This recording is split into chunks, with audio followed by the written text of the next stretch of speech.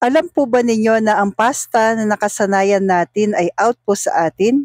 Kaya ito po ang pwede sa atin, ang konjac noodles po, spinach flavor po ito, available sa Jeddar's Grindahan. Paano po ba ito lutuin? Una po, hugasan natin sa running water na maigi po at i-drain. And please don't forget to like and follow po para updated tayo sa ating mga low carb meal every day. Thank you po and God bless. Then, lulutuin po natin to sa ating kawali. Ida-dry lang po natin.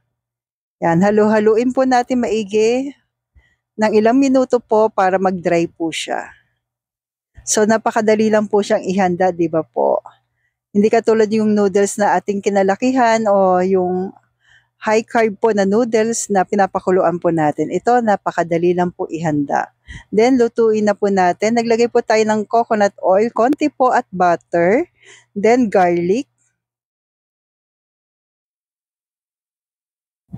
Then, after po nyan, ilagay na po natin yung ating hipon po. Napakabilis lang po itong lutuin, pero napakasarap ng ating healthy noodles po.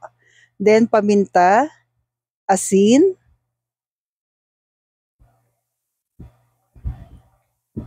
pag nag-orange na po ito, pwede na po natin ilagay yung ating konjac noodles. At ang maganda dito sa konjac noodles po, zero sugar po siya. So, pwede ba ito sa diabetic? Pwede naman po. Pero depende pa rin sa ingredients na ilalagay nyo po. Pero ito po sa akin, hipon lamang po, asin at paminta ang pampalasa natin. Then after na mailagay yung ating noodles, lagay natin yung ating lemon. Kalahating lemon po ito po. Iwasan lang po natin yung buto o seed na masama.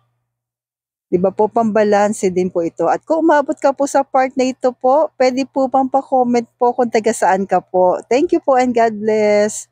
Then ito na po, ready na po siya. Pero nag-add po ako dito ng chili flakes ng Jeddar's Grindahan para may konting twist. Kasi seafoods po siya para may konting anghang. At luto na po siya po ang ating healthy noodles. So stay healthy, stay low carb po. Nag-add po pala ako ng salmon skin charon ng Jeddar's Grindahan. Thank you!